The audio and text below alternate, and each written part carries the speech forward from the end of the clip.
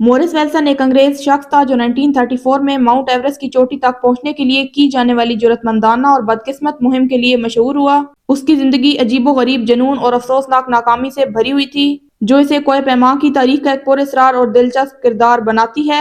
مورس ویلسن 1903 میں انگلینڈ میں پیدا ہوئے۔ وہ ایک متوسط طبقے کے خاندان سے تعلق رکھتا تھا اور اس کی ابتدائی زندگی میں کچھ بھی ایسا نہیں تھا جو بتائے کہ وہ بعد میں اتنی غیر معمولی اور انوکھا مہم جوئی کرے گا۔ تاہم اس کی ذاتی زندگی ذاتی مسائل سے بھرپور تھی۔ بشمول اپنے والد کی وفات، اس واقعے نے ویلسن کو پہلی جنگ عظیم میں رائل ایئر فورس میں شامل ہونے پر مجبور کیا، جہاں وہ ایک پائلٹ کے طور پر خدمات سر انجام دیتا رہا۔ جنگ کے بعد اس نے مختلف کام کیے، لیکن کبھی بھی معمول کی زندگی سے مکمل طور پر مطمئن نہیں ہو سکا۔ مورس ویلسن کا ماؤنٹ ایورسٹ کے ساتھ جنون 1930 کی دہائی کے اول میں شروع ہوا۔ ایک روحانی تجربے نے اسے یقین دلایا کہ وہ دنیا کی سب سے بلند چوٹی کو سر کرنے کے لیے منتخب کیا گیا ہے۔ اس کا کوہ پیمائی کے ساتھ دلچسپی بڑھ گئی اور اس نے ایورسٹ کو سر کرنے کا ارادہ کیا، حالانکہ اس کے پاس اس سے قبل کوئی تجربہ نہیں تھا۔ ویلسن نے یہ یقین کر لیا تھا کہ وہ ان لوگوں کی کامیابی کو حاصل کر سکتا ہے جو ایورسٹ کو سر کرنے میں ناکام رہے۔ مورس ویلسن کا منصوبہ انتہائی غیر روایتی اور غیر عملی تھا۔ اس کے پاس کوہ پیمائی کا کوئی تجربہ نہیں تھا اور ایورسٹ کی بلند چوٹی تک پہنچنے کے لیے ضروری صلاحیتیں بھی موجود نہیں تھیں۔ پھر بھی اس نے اپنے راستے پر قدم رکھنے کا فیصلہ کیا۔ اس کا ماننا تھا کہ اگر وہ صحیح روحانی عقیدے کے ساتھ ایورسٹ کو سر کرے گا تو وہ کامیاب ہو جائے گا۔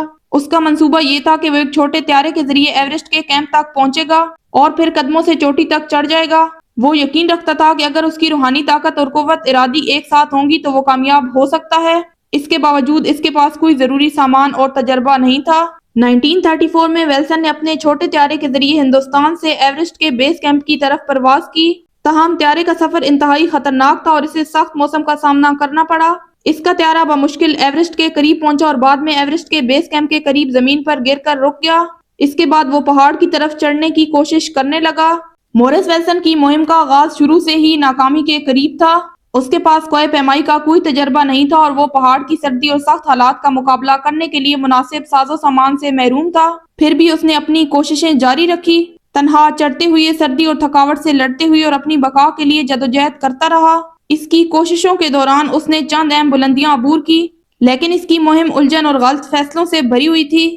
بغیر کسی تجربہ کار رہنما کے اس کی کوششیں ناکام ہو گئی اور وہ ایورسٹ کی چوٹی تک پہنچنے میں کامیاب نہ ہو سکا۔ حقیقت میں یہ ثابت نہیں ہو سکا کہ وہ چوٹی کے قریب بھی پہنچا تھا یا نہیں۔ مورس ویلسن کو آخری بار مئی 1934 میں دیکھا گیا تھا اور وہ ایورسٹ کے اوپر اپنی مہم کے دوران واپس نہیں آئے۔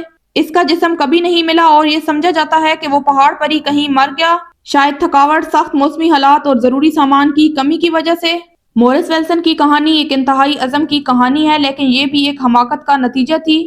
ماؤنٹ ایورسٹ کو سر کرنے کے لیے اس کی کوششوں کو اکثر کوہ پیمائی کی تاریخ کے سب سے غیر معمولی مہموں میں شمار کیا جاتا ہے۔